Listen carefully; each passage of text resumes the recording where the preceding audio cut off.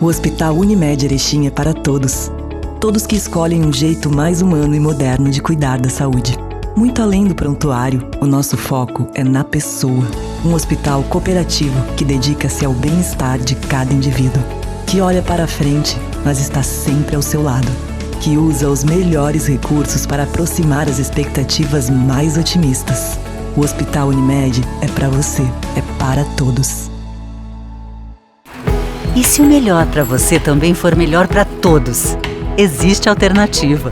Escolhendo o Sicredi, você une as suas necessidades financeiras com o desenvolvimento da sociedade, porque reinvestimos os recursos na sua região. Somos a alternativa que oferece soluções financeiras ideais, taxas justas e atendimento próximo, humano e digital. Escolha o Sicredi, onde o dinheiro rende um mundo melhor.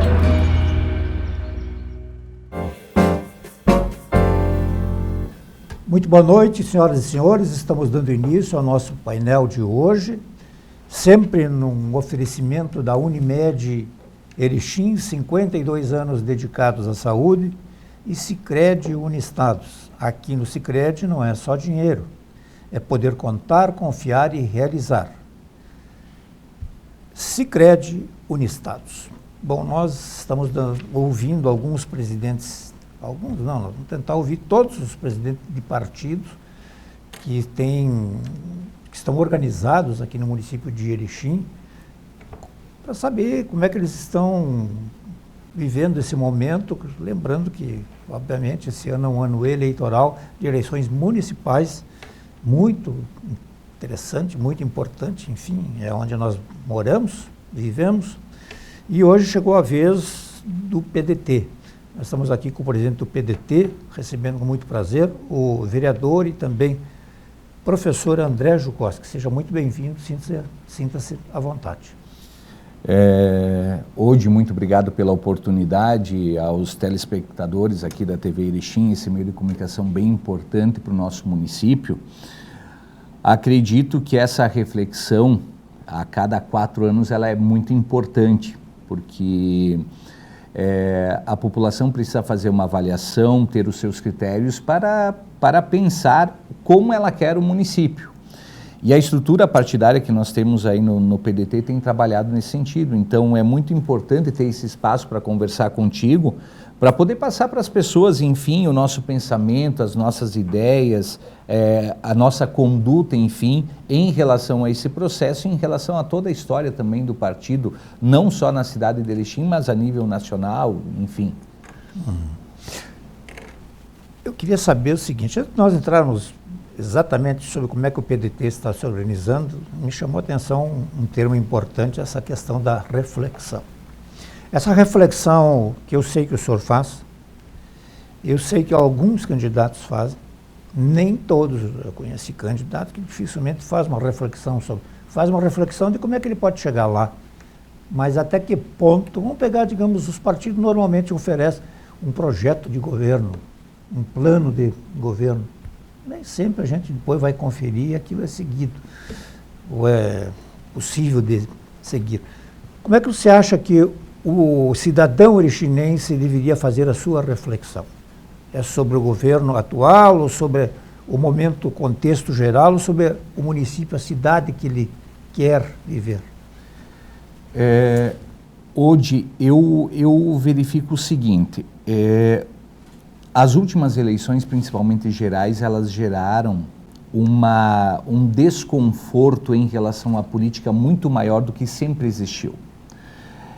E quando a gente fala dessa reflexão e quando você aponta que nós vamos lá pegar o plano de governo do eleito para o executivo e a gente percebe que muitos pontos eles não são contemplados, isso é o resultado do que a gente chama de marketing político. É feita uma pesquisa,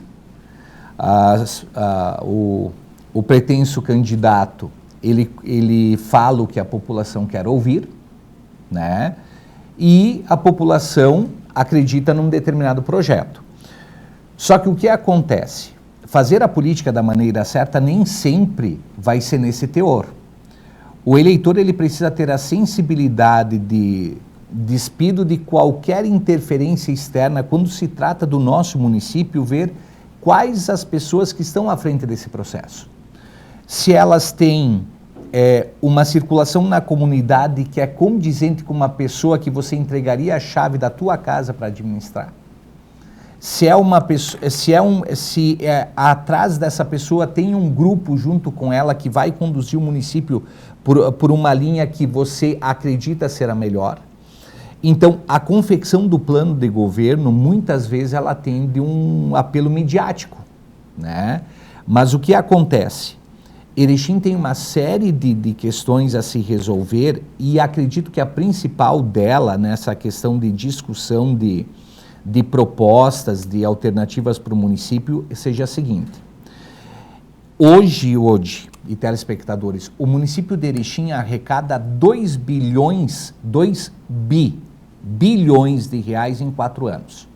É um orçamento anual de em torno de 500 a 530, 550 milhões. O detalhe é que, inclusive, existe hoje um recurso de propaganda que diz, investe mais em Erechim, 1 bilhão em investimento. Na verdade, para mim, soa um pouquinho contraditório, porque 1 bilhão é o que o município tem de verba carimbada para investir na cidade. Porque outro bilhão a gente está destinando para a folha de pagamento. Então, isso significa o quê? Que o grande desafio da próxima gestão do município é reduzir a máquina pública. E não importa se o gestor for de direita, se o gestor for de centro, se o gestor for de esquerda, ele precisa reduzir a máquina pública, porque a conta é muito simples. Eu sou professor de matemática, eu sempre acabo puxando para o cálculo. Porque vejam bem, se você reduzir a máquina pública em 10%, você aumenta a capacidade de investimento no município em 100 milhões. Se você reduzir 25%, você aumenta a capacidade de investimento no município em 250 milhões. Mas o município, digamos, só para contrapor, né? Sim. O município, ele consegue andar com as próprias pernas, reduzindo 10% ou 25% da máquina pública? Acredito que com muita tranquilidade. Porque, veja bem, uma coisa que eu cobrei muito como vereador durante os 4 anos foi um plano de carreira para os servidores. O que emperra o desenvolvimento do setor público? Tem um determinado setor dentro da administração pública, lá com os funcionários de carreira, que são quem entende do processo e tal. Aí o André se elegeu, fez uma indicação política para a chefia do departamento de uma pessoa que muitas vezes não tem nada a ver com a área. E aí a gente perde capacidade de produção, porque até a pessoa entender o que está acontecendo, a coisa vai complicando e a gente vai oferecendo um serviço ruim para o contribuinte, e o contribuinte pensa que essa culpa é do servidor público, mas é da estrutura política que está por trás de tudo isso que emperra o processo. Então, nós temos condições, inclusive, de redução da quantidade de secretarias, formando núcleos de gestão. A gente tem a possibilidade de redução da indicação dessas funções políticas, aproveitando melhor o quadro dos funcionários de carreira do município. E eu digo hoje para ti com muita tranquilidade, e é como eu sempre comento, e desculpem o termo, telespectadores, numa conta de bodega. Nós temos como reduzir até 30% pelo menos. E se a gente reduzir 30% desse empenho com pessoal, principalmente no que se refere a indicações políticas, a nossa capacidade de investimento aumenta 300 milhões. E uma crítica que eu faço à atual gestão é que nós não trouxemos nenhum recurso externo para investimentos no município. Qual é a grande obra que a gente vai entregar com uma arrecadação de 2 bilhões? Obras pontuais de infraestrutura são importantes. A gente está tendo inaugurações, ampliações do UBS, por exemplo. A gente zerou a fila de exames? A gente tem profissionais de atendimento na saúde em todas as áreas? Nós não temos ainda, nós não desenvolvemos essa capacidade. A nossa gestão está falhando nisso. Ou seja, ou a gente elege o que... Me parece que o que falta hoje para o município de Erechim é dizer assim, o que é a nossa prioridade? Parece que a gente ataca no varejo, vamos fazer um pouquinho aqui, vamos fazer um pouquinho ali. Me parece mais um movimento eleitoral do que um movimento de gestão. Então, é algo que nós precisamos mudar a concepção e o conceito de como fazer gestão pública dentro do nosso município. Então, são essas questões assim, que a gente tem levado nas discussões junto ao PDT e junto a todos aqueles partidos que se aproximam na tentativa de uma coligação. Porque eu falo com toda tranquilidade a todos os telespectadores. O município precisa tomar uma nova postura. Senão nós vamos continuar com aquele discurso que ele é muito incômodo e indigesto para mim, que é a comparação com Chapecó ou com qualquer município de Santa Catarina. Nós temos que parar com isso, a gente tem que abrir as portas da cidade, trazer novos investimentos, né, e reduzir a máquina pública. E por que eu falava do plano de carreira para o servidor? Porque hoje a gente está estrangulando o servidor público, está tornando a carreira pública nada atrativa, pouco atrativa, e o que acontece? A gente compensa com quadros políticos. A máquina pública não funciona assim. Então, a cada 4 anos a gente vai mudar tudo? Não, vamos ter uma estrutura. Esse funcionário vai entrar, vai ficar 30 anos trabalhando dentro da prefeitura, ele vai render o melhor, mas ele sabe que a cada tanto tempo ele vai ter uma evolução. Porque sabe o que acontece hoje? Hoje o problema é o seguinte, o servidor está lá, quando é de interesse eleitoral do gestor, ele chega e diz assim, vou te dar um FG, vou te dar um CC, vou te dar um FG. Remunera melhor aquele funcionário do setor, por uma questão mais voltada ao cunho eleitoral, e desagrada todo o restante da equipe. Vai andar? Claro que não. Então, são essas coisas que daqui a pouco, essa minha fala pode gerar algum tipo de constrangimento, enfim, mas tem coisas que cansa. 8 anos lá na Câmara brigando para que se tenha plano de carreira, para que se valorize o servidor, para que se faça o investimento de maneira condizente, e parece que você é uma voz perdida lá. Não pode ser assim. E por isso essa reflexão que a gente faz, quando chega esse momento, é o momento de refletir e que o cidadão tenha consciência do que está acontecendo. A escolha que cada cidadão vai fazer lá no dia 6 de outubro é uma escolha pessoal e intransferível. Cada um vai fazer a sua escolha, vai eleger o seu critério. Que cidade nós queremos? Quem é a pessoa que pode trazer isso para a cidade que eu quero? André, o eleitor normalmente não se deixa levar, assim, não se satisfaz em sendo atendido, como tu classificaste antes, no varejo. Então, olha, resolveu o meu problema aqui na minha rua. Tá bom. Quer dizer, pelo que eu estou percebendo, acho que está bem claro isso, você tem uma plataforma de ideia, enfim, que remete a uma refundação, entre aspas, aí, né, dos planos para o município de Erechim. Um novo horizonte. Fazer coisas olhando mais de cima, né? Como é que tu pretende transferir isso estando diretamente envolvido nas eleições? Transferir para o eleitor. A ideia de ação que a gente quer trazer, de algo que seja factível, que seja possível de realizar, porque não adianta iludir as pessoas com uma ideia de algo que não seja possível de se fazer. Mas o que eu quero colocar para vocês? Eu quero colocar que, por exemplo, nós estamos atrasados, por exemplo, em questão de tecnologia. O Brasil é atrasado 4 gerações nisso. A gente não pode ser somente digital na cobrança do IPTU.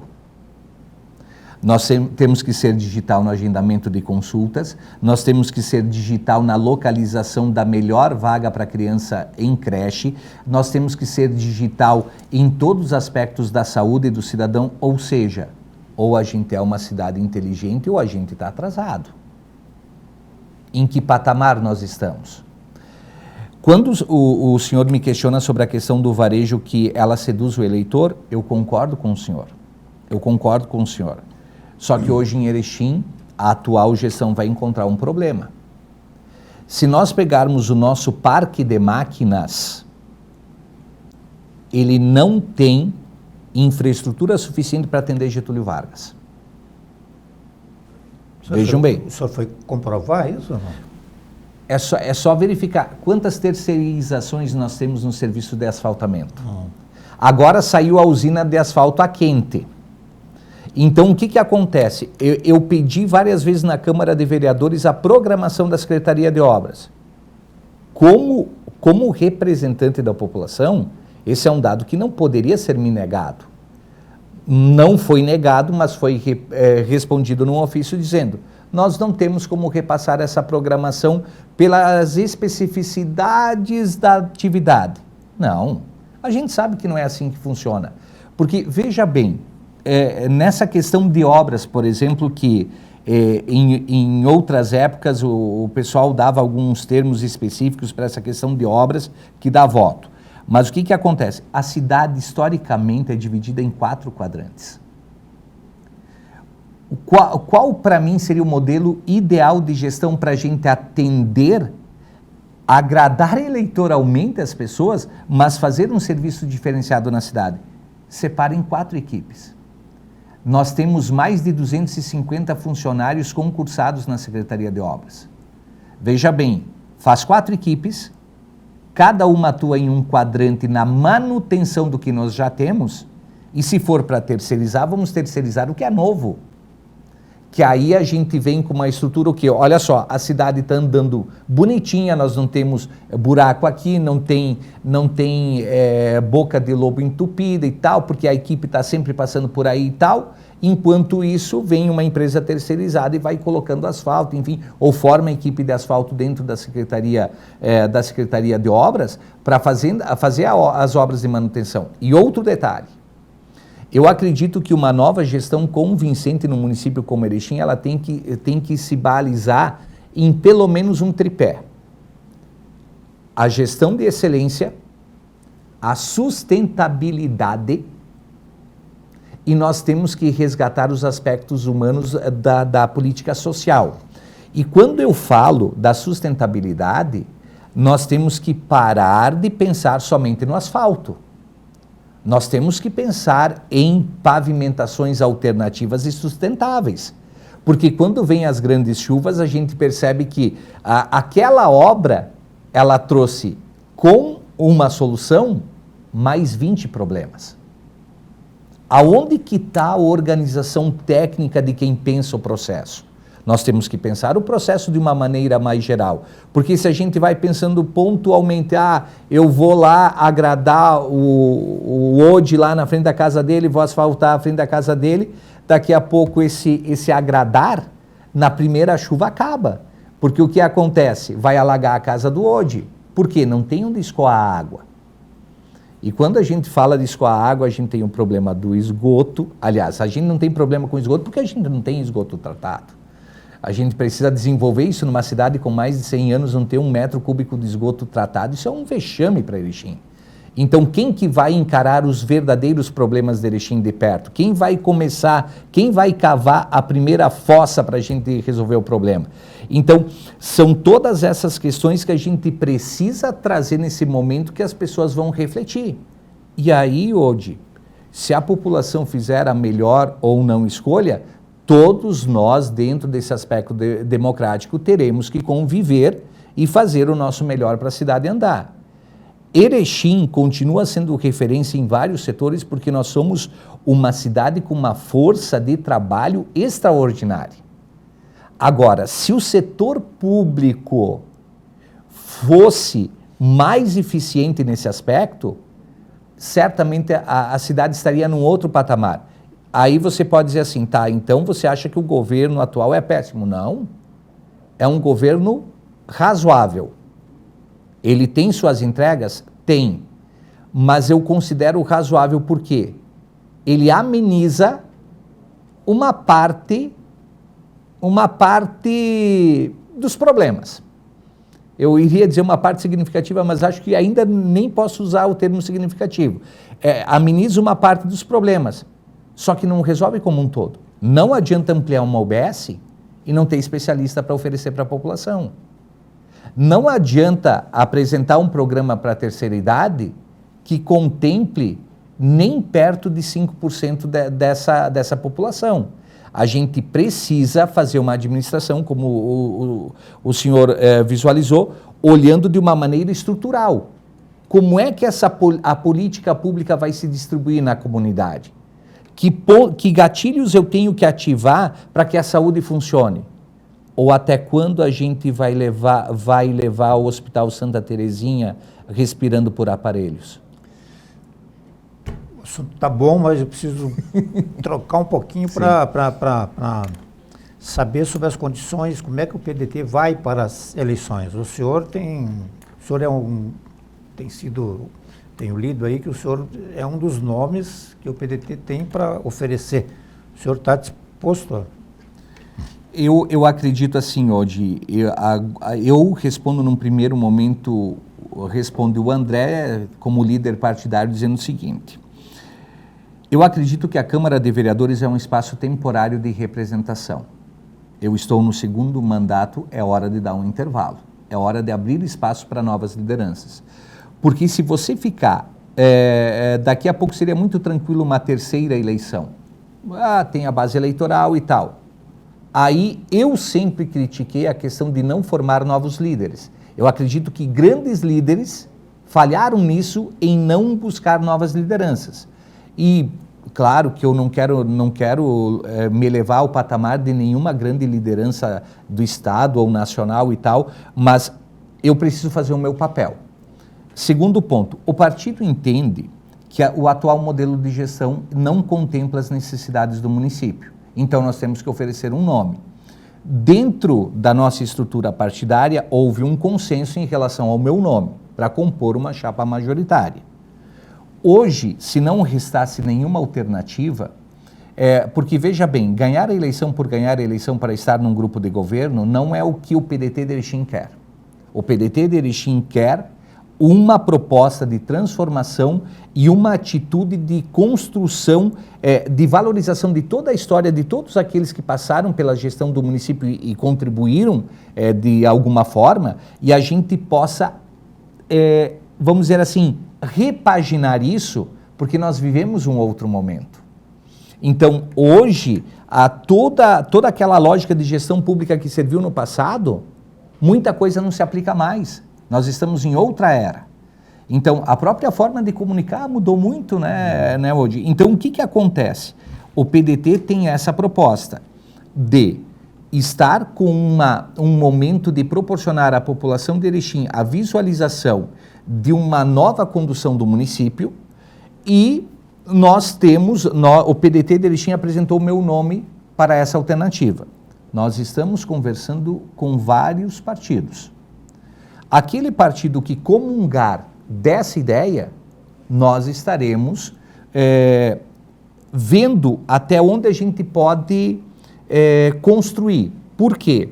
Eu sempre acredito, e isso é uma coisa que me magoa muito na Câmara de Vereadores, que chegando na gestão do município, a atitude que eu vou ter é diferente. Vereador da oposição representa a comunidade também. Nenhuma proposta feita nos últimos 4 anos eu tive a sensibilidade do Poder Executivo de olhar com os olhos de quem olha para a população. Olharam eleitoralmente os 4 anos, então isso atrasa o município. Então faz com que o teu poder de representação diminua. Mas o que acontece? O PDT, ele procura um grupo político que entenda a necessidade do município da mesma forma. Com essas pessoas nós caminharemos juntos. Se não houver isso, nós teremos nossa candidatura. Mas nós estamos conversando, acredito que a gente vai conseguir unir forças com alguns grupos políticos e a gente vai para a eleição para levar essa mensagem para a comunidade poder avaliar em que patamar ela quer que Erechim esteja, enfim, nessa situação. Bom, nós temos, digamos, eu estou aqui imaginando, nós vamos ter um candidato do governo, obviamente, nós vamos ter um nome, eu acho que com certeza um nome do PT, né? Acho que até uma posição nacional, enfim, ou estadual. E existe a possibilidade desse outro grupo também ter um nome, né? E não se descarta, inclusive, ter um quarto nome, né? Como é que tu vê hoje, eu não sei que pé está essas reuniões, essas articulações, o senhor vê mais a possibilidade de ter 3 nomes ou 4 nomes? Até agora. Eu vejo no momento que, na verdade, assim, o que o pessoal vê assim, a possibilidade de 3 nomes para mais. Dependendo dos ajustes, a gente pode ter 2 candidaturas, como pode ter 5.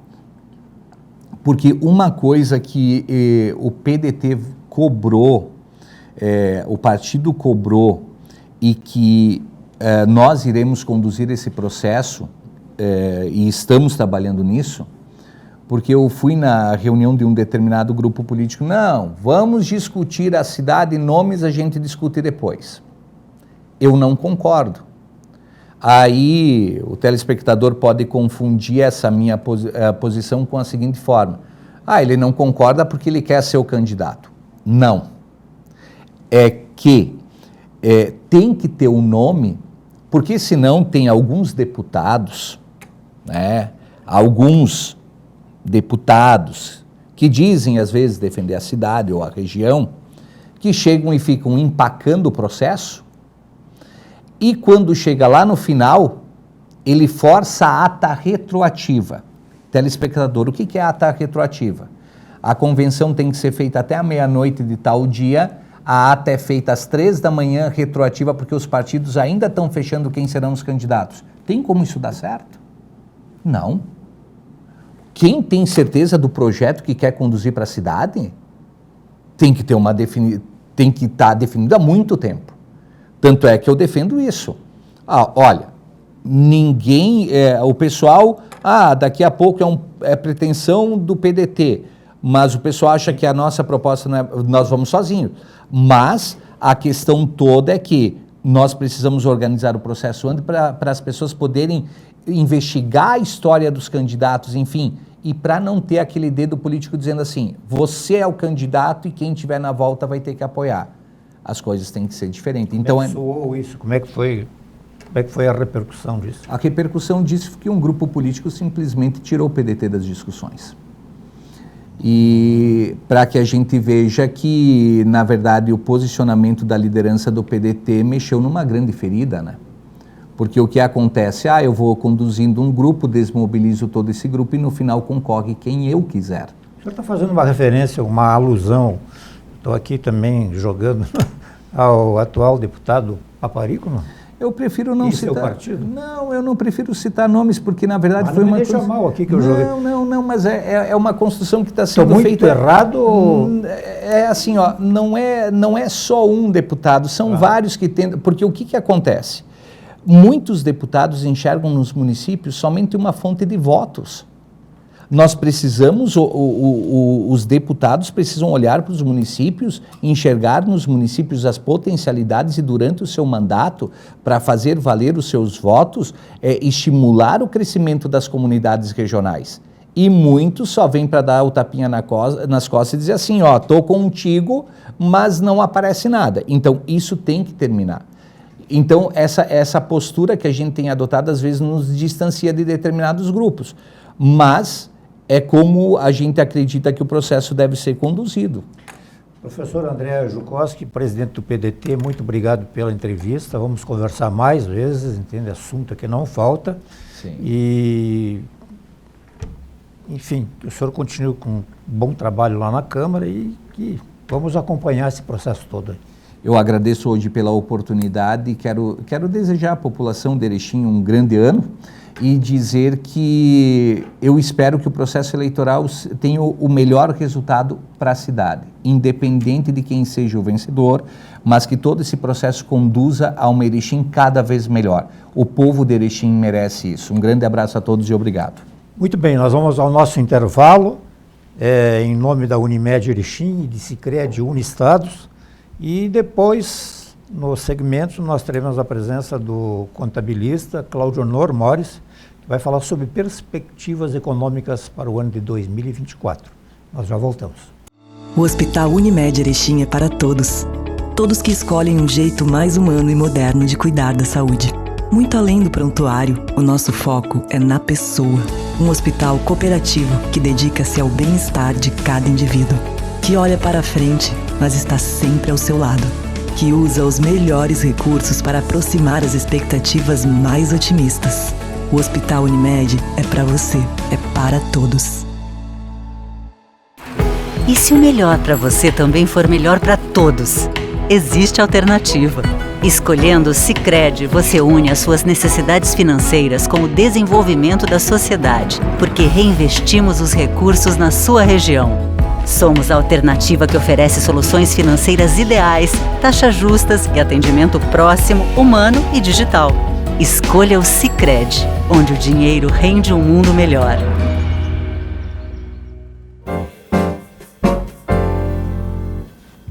Muito bem, nós estamos de volta aqui em nome da Unimed Erechim, 52 anos dedicados à saúde, e Sicredi Uniestados. Aqui no Sicredi não é só dinheiro, é poder contar, confiar e realizar. Sicredi Uniestados. Bom, nessa segunda etapa do painel de hoje, nós estamos recebendo o contabilista, enfim, político, professor, empresário, Cláudio Honor Mores, membro da Academia Erechinense de Letras, né, e que nos dá o prazer da sua presença aqui hoje. Seja bem-vindo, Cláudio. Obrigado, Roger. Eu que agradeço sempre o convite honroso que você me faz para compartilhar umas ideias aí. Bom, nós temos que falar sobre aquilo que nos movimenta também do ponto de vista material, que é o dinheiro, né? Não adianta dizer que dinheiro não traz felicidade. Tudo bem, vou recorrer ao velho chavão, mas ele ajuda, ele é imprescindível. Como é que o senhor avalia o atual momento econômico do nosso país? Bom, dentro do tempo que nós vamos dispor aqui, dá para dizer que o ano de 23, né, comecemos por aí, surpreendentemente terminou bem, né? Terminou bem com alguns fatores positivos, né? Com o crescimento do PIB na casa de 3%, não é? Com estabilidade do emprego, né? A taxa de desemprego caiu. Houve a votação para um arcabouço fiscal, que apesar de ser uma nova forma de teto, né, ele tende a proteger um pouco do nosso dinheiro para os anos seguintes, né. O ponto negativo, a inflação também ficou controlada, né, a meta era 13,5%, está fechando o IPCA em 4,62%, então houve um controle.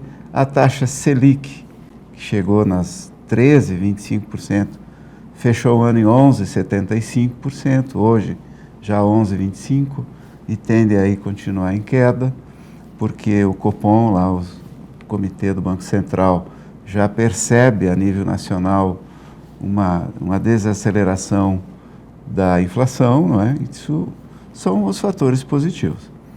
Mas tem fatores negativos violentos, como o endividamento que nós tivemos que assumir, mais né, um desastre aí de 230 bilhões de gastos superiores à renda, à receita, que agora ajustado já se fala em 249 bilhões de reais.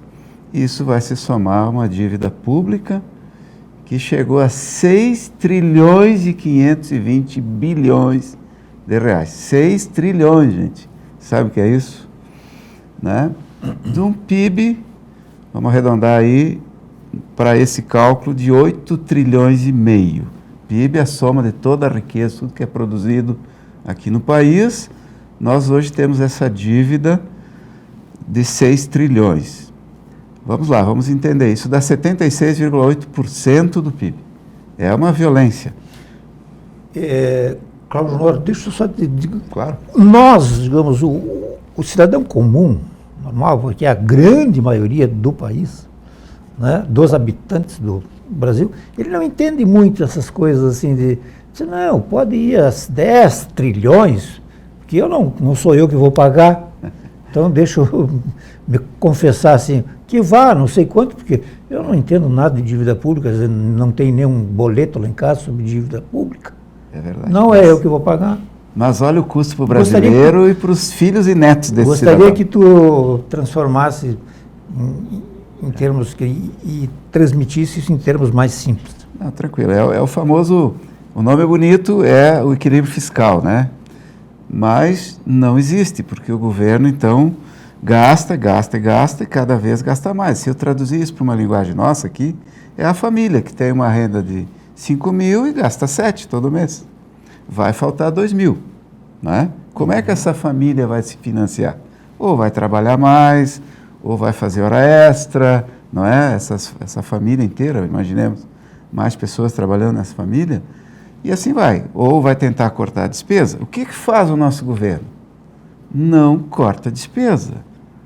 Tá? Com a reforma tributária, com outros mecanismos, que está notório aí na imprensa, buscando mais receitas, ou seja, mais impostos, mais sacrifício da população, né? Então é aumento de carga tributária para tentar equilibrar. Então a proposta do ministro Haddad para 24, para equilibrar, é isso, é tentar cobrar mais impostos de vários lugares e tentar acelerar a regulamentação da reforma tributária, que eu acho muito difícil que aconteça em 24, alguma coisa vai andar, mas que não vamos ter muitos efeitos em 24, para conseguir mais dinheiro, ou seja, mais arrecadação, para equilibrar as contas e parar de gastar.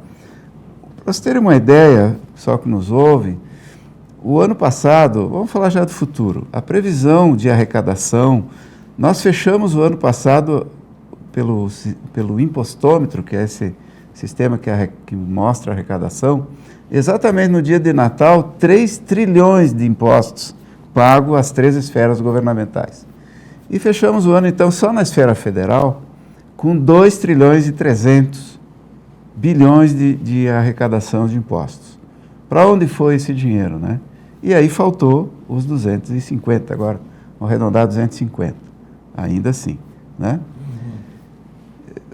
Como vai ser para 24? Depois falamos um pouquinho das perspectivas. 2 trilhões e meio é a previsão de arrecadação federal, não é? Disso, 800 bilhões é para cobrir o furo da Previdência.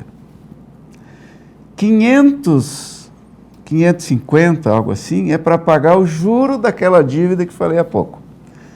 Pensem, ali está a sua pergunta hoje. Eu tenho que tirar todo ano, no número de hoje, algo de 500 bilhões para pagar juro a todo um sistema financeiro. Nunca os bancos ganharam tanto, não é? Por emprestar para o Estado e o Tesouro emitindo títulos que são vendidos para vários corretores e bancos. Então, o custo Brasil mais doloroso e que gera a taxa Selic alta porque para tentar frear o consumo, tentar frear a gastança, não é? É o custo dessa dívida. É uma conta simples, né, hoje? Se eu devo 6 trilhões e meio, não é? Bota ali uma média do ano que vai dar em 9%, a Selic vai caindo até o fim do ano, deve chegar em 8, 8,5% no final do ano. Esse é o custo que sai do nosso rico trabalho para pagar juros da dívida de governos que não é só deste, que vem de anos acumulando. Nobre, quando iniciou o governo atual, lá em 2000 e pouco, 2002, né? A dívida era 500 bilhões, hoje 6 trilhões. Então, o descalabro da gastança levou nós a uma dívida tão grande que, imagine 500 bilhões todo ano investido em infraestrutura, investido em fomento à indústria, a financiamentos com juros baratos. Esse país estaria melhor que talvez os Estados Unidos, não vou exagerar aqui, mas nós estaríamos num paraíso. Uma dívida pública de 500 milhões, é isso? É toda a soma das dívidas. Que começou no governo atual, quando ele pegou, é isso? Não, começou, é histórica no Brasil, tá, né? Mas a evolução grande foi de 500 bilhões para 6 trilhões e meio em 23 anos. Vamos arredondar. 23 anos. É. Tá, mas então não foi desse governo só. Não, é dali para trás, né? Sim. Mas começou basicamente, foram 4 mandatos do atual, né, com esse. 4 mandatos Teve a Dilma no meio, né? Teve Sim. Bolsonaro, enfim, o Bolsonaro também endividou, aí foi em função da pandemia, né? Tu Basicamente. tá pegando então aí de 5 2000, mandatos quase. 2000 para cá. De 2000 para cá. Mas Mas mesmo assim muito dinheiro, são né? 23 anos, é muito dinheiro. Então, continuando a minha conta. Essa família gasta. A família gasta bem. 2 trilhões e meio de arrecadação, 800 para cobrir deficiências da Previdência ainda, juros, depois nós temos 450 bilhões mais ou menos para pagar o funcionalismo federal, e resta ali, conta rápida, 650 bilhões para custeio da máquina e investimento. Então, o investimento vai dar ali talvez 60 bilhões, 70 bilhões, porque o resto é para pagar o custeio, todas as despesas que tem no Estado, desde energia elétrica, papel, etc, etc, todo o custeio. Viagens para lá e para cá, tudo isso, né? Então, esse é o dinheiro, esse é o problema do Brasil, que vem de governos. Não vamos só criticar esse, mas especialmente por aqui ter uma ideologia que eles querem o Estado grande, pesado, contra os liberais que preferem estados menores, mais enxutos, não é? Essa é a grande diferença ideológica, a grande discussão esquerda-direita. Que o senhor resume como gastar mais do que é isso? Exatamente, o pessoal gasta. Se eu pegar aí o filósofo lá, o Domenico Masi, né, o italiano que faleceu não faz muito, ele dizia o seguinte: o capitalista sabe produzir bem, mas tem dificuldades para distribuir. Hoje não é tão verdade isso, porque quase todas as grandes companhias têm participações em lucros, sabe fazer uma distribuição de renda para os seus trabalhadores, funcionários, colaboradores, como queiram, né? E o socialista sabe distribuir muito, mas não sabe produzir. Está aí o exemplo vivo, né? Os recursos a nível mundial aqui saindo de vir para cá, todo ano vem decrescendo. Esse ano que fechamos aí, 23, deveria ter entrado algo de 90 bilhões, fechou em 62, né? 17 bi foi o cálculo que as economistas... E isso importa em quê? Importa que dinheiro que deveria ter vindo para cá para investir em negócios, empresas novas, expansão de negócios no Brasil, não vieram para cá. Estão indo para onde? 2 países emergentes famosos estão recebendo muito dinheiro: a Índia e o México, porque a Europa está um pouco estagnada, os Estados Unidos resolveram repatriar empresas para o país vizinho, que resolve muito problema deles, que daí os mexicanos ficam por ali, têm emprego, têm renda, estão mais próximos, né? E a Índia pelo consumo enorme que tem, né? E se a nova China, né? A mão de obra ainda baixa, né? Já que a China está num estágio mais alto, né? Eu acho que poderíamos falar um pouquinho agora hoje da perspectiva. Pois é, eu digo, com esse quadro aí, eu ia te perguntar exatamente, se lá em casa a gente tivesse com uma dívida de 6 trilhões e 500 bilhões, eu ia à falência, né? Eu ia quebrar. Certo. O país não quebra? Quais são as perspectivas para... Exato, o país não quer porque emite títulos, né? Isso gera inflação, aí os bancos compram, geram juro, e esse que eu falei há pouco, que é o custo enorme do Brasil, que deixa nós improdutivos, né? E aí, ainda piorando, não querem cortar o gasto, repetindo, querem aumentar a arrecadação, tirar mais um pouco da gente. Bom, nós temos 2 cenários hoje. Todos os economistas, e aí basicamente os 100 principais institutos que passam suas perspectivas para o Copom, através do sistema do Banco Central, não é? Dizem que nós vamos viver um período de desaceleração, não é? Isso é preocupante, não só nacional como internacional, de desafio e de incerteza. Então, 3 palavras: desaceleração, desafio e incerteza. A nível internacional, China diminuiu o crescimento por razões diversas, não há tempo para falar. Se estima 4,5% de crescimento ante os 10% que vinha frequente. Parou de comprar muito a nível mundo, os commodities começaram a cair o preço e voltar ao normal soja que chegou a 170, hoje é 110. É um rápido comentário, mas é outros fatores também. Né? A Europa estagnada, com taxas de inflação e juros altos, Estados Unidos com taxa de inflação e juros altos. Ou seja, a pandemia ainda está com os efeitos de inflação alta no mundo e todos os bancos centrais desses países europeus, americano, o Fed americano, começam a dar sinais de redução de juros lá também. Olha como é para nós aqui. O Fed americano, o juro lá era 0,25, 0,6 ao ano. Então, com 5,25, é muito alto lá para eles. Né? O que está segurando? Então, o cenário internacional, mais esse risco geopolítico das guerras ali da Ucrânia, essa questão do Hamas, essas infelicidades todas aí, né?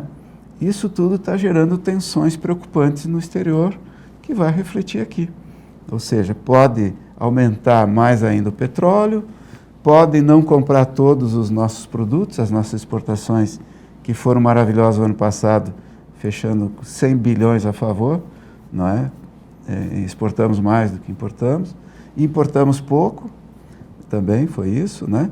Então, isso nos diz que no Brasil nós vamos ter o efeito internacional não tão favorável e temos o risco Brasil, que é não conseguir equilibrar as contas públicas. Se isso acontecer, a inflação não vai afrouxar e as taxas de juros não vão continuar caindo. Então, a nossa torcida é que a inflação prevista de 3,5% ao ano aconteça, hoje está em 3,62%, e que os juros continuem em queda. Em isso acontecendo, a nossa desaceleração vai existir, mas não vai ser tão forte. A economia vai estar bem obrigada. A outro fator positivo é que, aliado a um negativo, as famílias estão aumentando a renda, está havendo ganho real. Por quê? Porque nós temos 21 milhões de famílias que custam para nós, lá dentro daquele orçamento, 170 bilhões no Bolsa Família. 21 milhões de famílias custam 170 bilhões, que quem produz o imposto paga.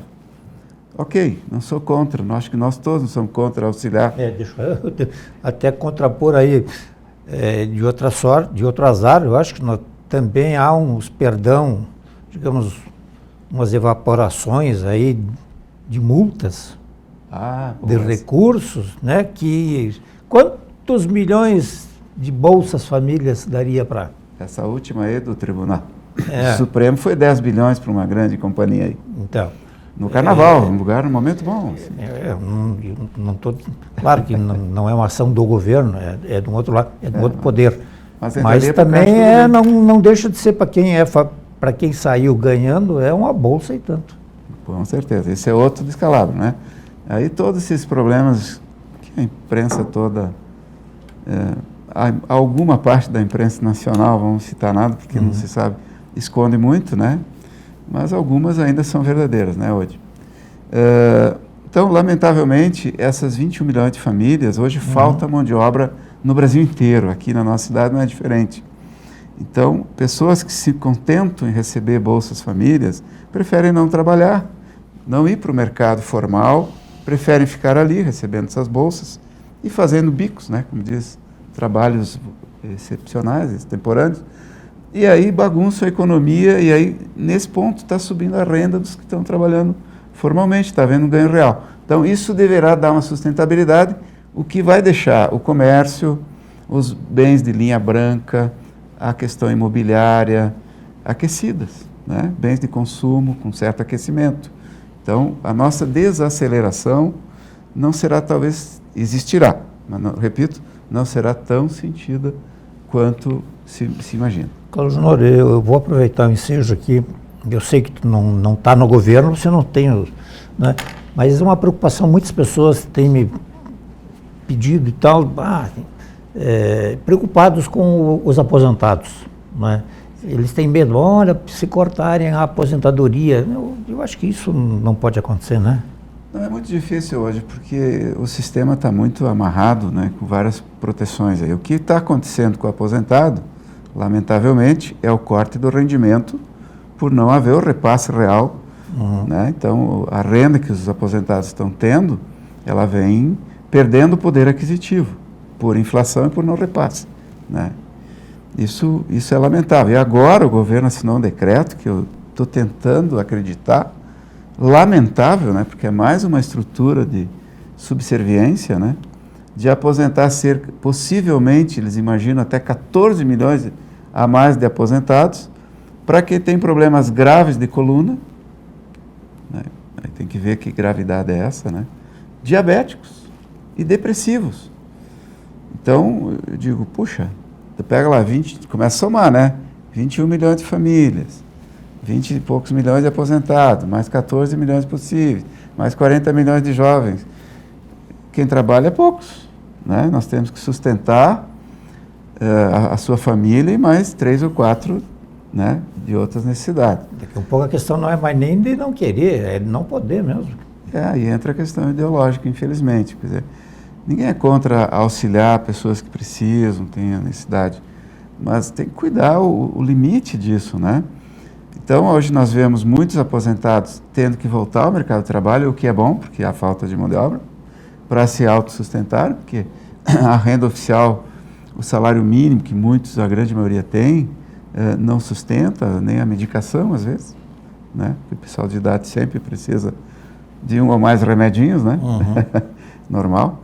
Outro problema que eu vejo, que acho que os nossos telespectadores vão concordar, nós começamos a trabalhar muito cedo. Eu comecei com 12, e certamente o amigo também. Comecei com 13. Então, ali, né?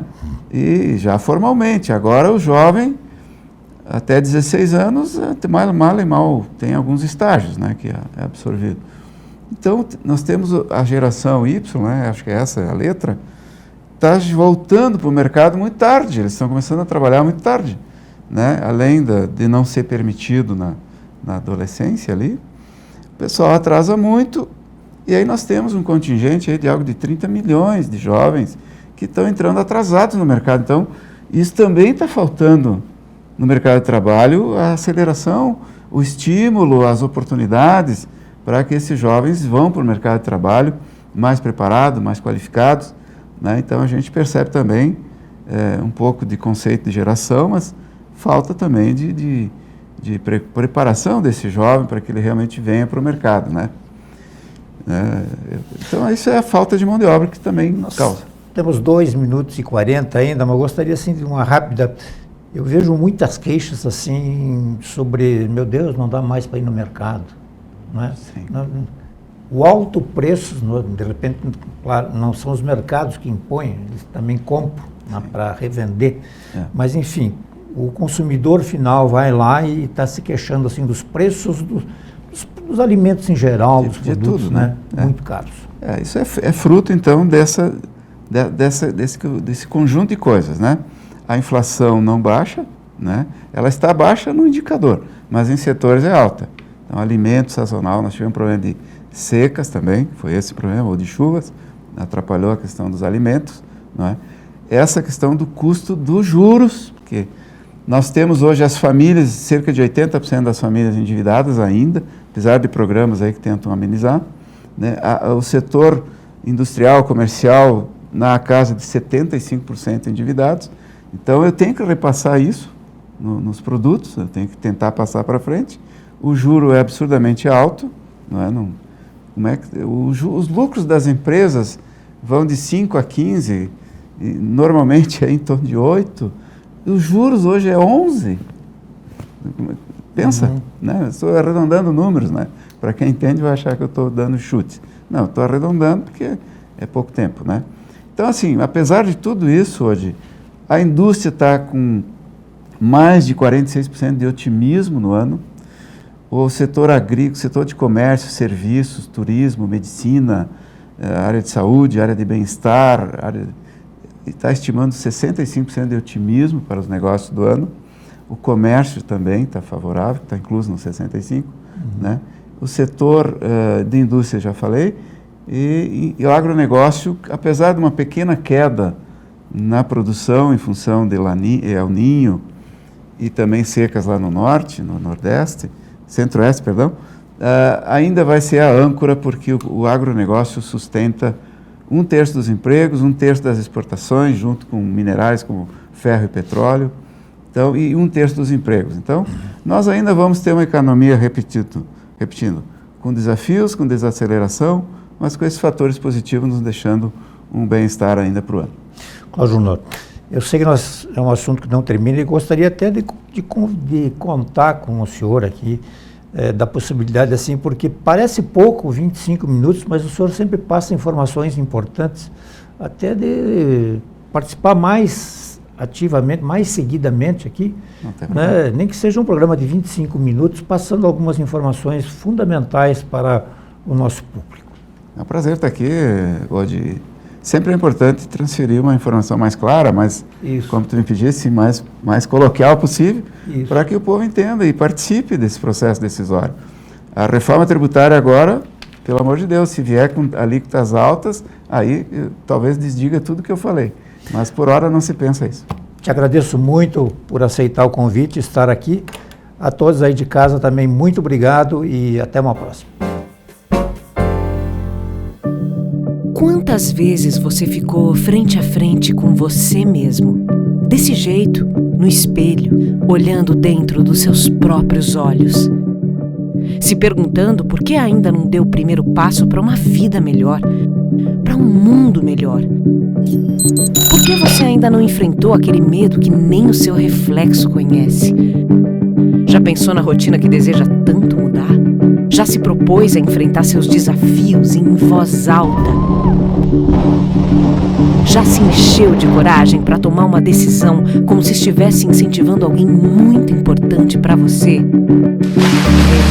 Mudar um hábito é criar consciência e é o melhor conselho que você pode se dar. É o momento de pegar na sua própria mão e falar: vem comigo. Busque uma versão ainda melhor de si mesmo. Vamos juntos? Mude um hábito. Unimed. E se o melhor para você também for melhor para todos? Existe alternativa. Escolhendo o Sicredi, você une as suas necessidades financeiras com o desenvolvimento da sociedade, porque reinvestimos os recursos na sua região. Somos a alternativa que oferece soluções financeiras ideais, taxas justas e atendimento próximo, humano e digital. Escolha o Sicredi, onde o dinheiro rende um mundo melhor.